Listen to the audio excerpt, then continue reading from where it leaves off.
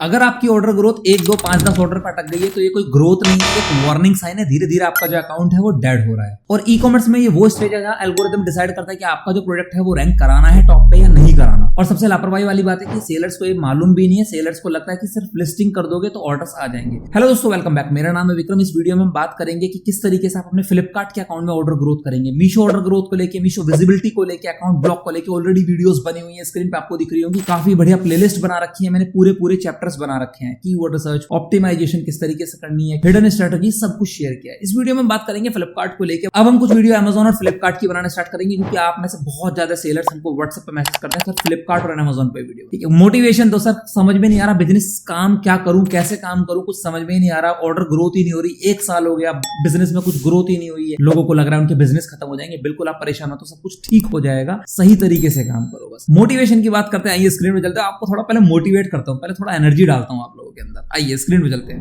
जब बात आती है मोटिवेशन की, तो मोटिवेशन मिलती है सिर्फ पैसे से, बिजनेस से, ग्रोथ से।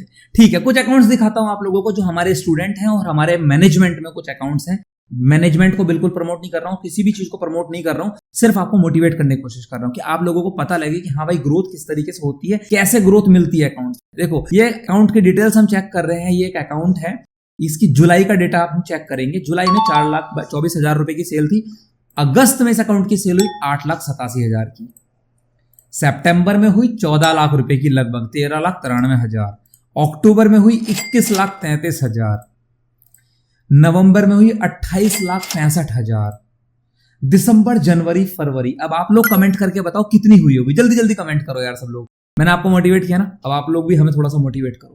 दूसरा अकाउंट दिखाता हूं एक, थोड़ा सा एनर्जी में आ जाओ, थोड़ा कमर सीधी करो, डेटा चेक करो, अकाउंट्स का रिजल्ट्स देखो अकाउंट का। ये दूसरा अकाउंट है। जुलाई में इस अकाउंट में सेल थी 2 लाख रुपए की। अगस्त में हुई 1,68,000 रुपए की। सितंबर में हुई 4 लाख रुपए की। अक्टूबर में हुई 7,56,000 की। नवंबर में हुई 8 लाख रुपए की। दिसंबर में हुई 11 लाख की। और जनवरी और फरवरी, अब आप लोग कमेंट करके बताओ कि सेकंड अकाउंट में जनवरी और फरवरी में कितनी ग्रोथ हुई होगी। ये आपका काम है, कमेंट करते रहा करो यार। थर्ड अकाउंट देखो, ये अकाउंट अभी रिसेंट में ही आया है। इस अकाउंट में देखो, अगस्त में 0 था, सितंबर में 2,000 था, अक्टूबर में 17,000 हुआ, नवंबर में फिर 10,000 हो गया, दिसंबर में 14,000 हुआ। ये अकाउंट हमारी टीम ने लिया है जनवरी के अंदर, जनवरी की 15 तारीख के लगभग। जनवरी में इस अकाउंट में आप देखो 1,96,000। और फरवरी में आप देखो 3,97,000। और फरवरी में, ये 26 फरवरी तक का डेटा है। ठीक है, 26 फरवरी। अब एक और अकाउंट दिखाऊंगा, वो अकाउंट अभी रिसेंट में स्टार्ट हुआ है। बंदे ने नया अकाउंट बनाया और हमारी टीम को हैंडओवर कर दिया कि सर आप ही इस अकाउंट को तक करता धरता हो। ये है वो नया अकाउंट। देखो, नवंबर में अकाउंट नहीं बना था, दिसंबर में भी 0 था, जनवरी में इस अकाउंट में कुछ यूनिट सेल हुई थी और फरवरी में भी कुछ सेल हुई। अब देखते हैं कस्टम डेटा। 10 तारीख से अकाउंट क्रिएट हुआ था, 10 जनवरी से लेके आज हम 26 जनवरी में हैं। ये कैसे पॉसिबल है? ये आप सोचो, लोग बिजनेस बना रहे हैं यार, लोग पैसा छाप रहे हैं, आप लोग नहीं छाप पा रहे हो। आप लोग क्योंकि सही डायरेक्शन में काम नहीं कर रहे हो। कौन सी ऐसी गलती है? मोटिवेशन अगर आपको मिल गया तो लिख दो कि हाँ भाई हम लोग मोटिवेट हो चुके हैं। अब बस तरीका बताओ किस तरीके से इन अकाउंट्स में इतनी अच्छी ग्रोथ मिली है, कौन कौन सा काम इन लोगों ने किया है। देखो, पॉइंट नंबर 1 समझो।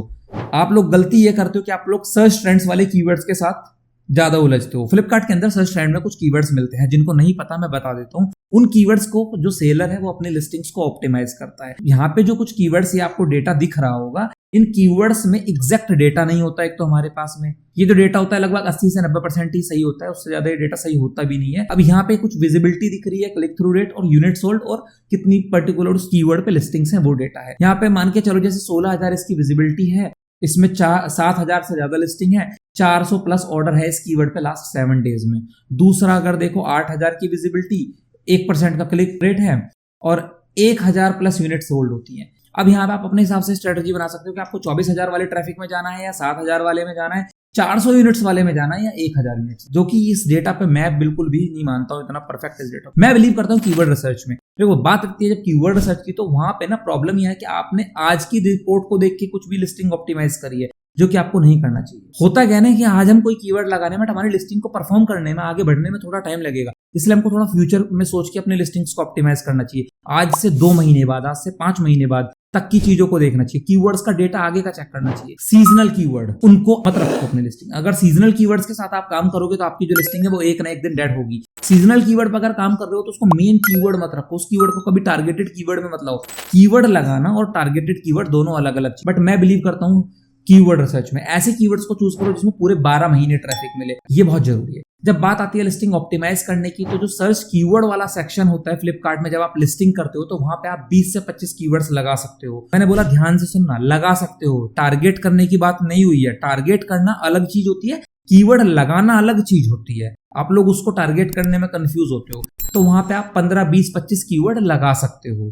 ठीक है, आप अपने फ्रंट एंड में भी 15, 20 कीवर्ड्स लगा सकते हो। मैं पर्सनली पसंद करता हूं ऐसे कीवर्ड्स को जिन कीवर्ड्स पे ट्रैफिक भले ही कम हो बट कन्वर्जन ज्यादा हो। ऐसे कीवर्ड्स को मैं टारगेट करने के लिए बोलता हूं हमेशा। दूसरा, मेरी पर्सनल प्रेफरेंस रहती है कि भाई मैं डेंसिटी बढ़ाऊंगा फ्रंट एंड वाले कीवर्ड्स की। जिस कीवर्ड को मैं टारगेट कर रहा हूं, ऐसा कीवर्ड जिसमें 12 महीने ट्रैफिक होगा, जिसमें सीजनल कीवर्ड है, जिसमें आज ट्रैफिक है, 2 महीने तक ट्रैफिक रहेगा, उसके बाद ट्रैफिक नहीं रहेगा। ऐसे कीवर्ड्स को मैं कभी भी टारगेट करने के लिए नहीं बोलता। मैं बोलता हूं लिस्टिंग में लगा दो, कोई दिक्कत नहीं है। डेंसिटी बढ़ाना है बढ़ा लो, वेलोसिटी बढ़ानी है बढ़ा लो, वेलोसिटी भी कोई प्रॉब्लम नहीं है। बट बात आती है कि उस कीवर्ड पे पर्टिकुलर लिस्टिंग रैंक कराना, नहीं, गलत है। उस कीवर्ड पे रैंक कराओ लिस्टिंग को जो 12 महीने ट्रैफिक दे रही है, तभी ग्रोथ धीरे धीरे बढ़ रही है इन अकाउंट्स में। क्योंकि ये हमारे स्टूडेंट हैं और कुछ अकाउंट्स हमारे पास मैनेजमेंट में आए हुए हैं, तो ये उसी तरीके से तो काम कर रहे हैं ना जिस तरीके से मैंने इनको गाइड किया है, मैंने इनको समझाया है, तभी तो अकाउंट में ग्रोथ बढ़ती जा रही है रेगुलर। और अगर अगस्त से डेटा चेक कर रहे हो तो कितना पुराना डेटा हो जाता है यार, लास्ट ईयर अगस्त से लेके,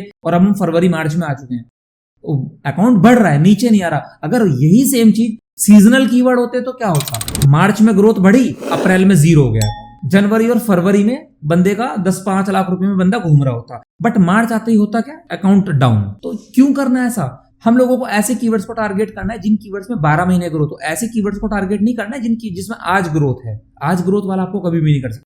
आप अपनी स्ट्रेटजीज बना सकते हो। आप ये सोच सकते हो कि यार पर्टिकुलर कोई कीवर्ड ऐसा है जो अप्रैल में बहुत अच्छा परफॉर्म करता है, तो उससे 15 दिन पहले, उससे 20 दिन पहले उस कीवर्ड पे काम स्टार्ट कर दो। आप उस कीवर्ड पे मार्च में अपनी लिस्टिंग को रैंक कराओ, टॉप पे बैठाओ, अप्रैल में उस कीवर्ड से अच्छा खासा पैसा कमाओ। उसके बाद धीरे धीरे वो जो कीवर्ड है वो डाउन होना शुरू कर जाएगा, अपने मेन कीवर्ड पे दोबारा शिफ्ट कर लो अपनी लिस्टिंग को। ये स्ट्रेटजीज तो बना सकते हो। बट आप सोच रहे हो कि रेगुलर उस कीवर्ड के भरोसे बैठ जाऊंगा, नहीं, आप अपने बिजनेस को ग्रो ही नहीं कर पाओगे। और मजेदार बात यह ना, 99% ई कॉमर्स सेलर्स को इस बात का मालूम ही नहीं है, और लगभग 70% ई कॉमर्स एजेंसीज जो हैं, जो अकाउंट मैनेजमेंट कर रही हैं, उनको भी ये मालूम नहीं है। वो भी उठाते हैं, कुछ भी लिस्टिंग में पेल देते हैं। रिजल्ट थोड़ी ना मिल जाएगा यार, उससे रिजल्ट नहीं मिल सकता। एक रिसर्च होती है, रिसर्च का पार्ट हो। तो सीजनल कीवर्ड को टारगेट नहीं करना है। लिस्टिंग जब ऑप्टिमाइज करोगे तो सर्च कीवर्ड करके जो टैब है वहां पे जाके आप कीवर्ड्स डालो, उन कीवर्ड्स को डालो जिन पे आप अपने लिस्टिंग को रैंक कराना चाहते हो, बट उन्हें टारगेट नहीं करना चाहते हो। टारगेटेड कीवर्ड हाई वॉल्यूम होने चाहिए, मिड वॉल्यूम होने चाहिए, डिपेंड करता है आपके अकाउंट पे, आपका अकाउंट कितना बड़ा है। अगर बड़ा अकाउंट है तो हाई वॉल्यूम कीवर्ड्स को टारगेट करो,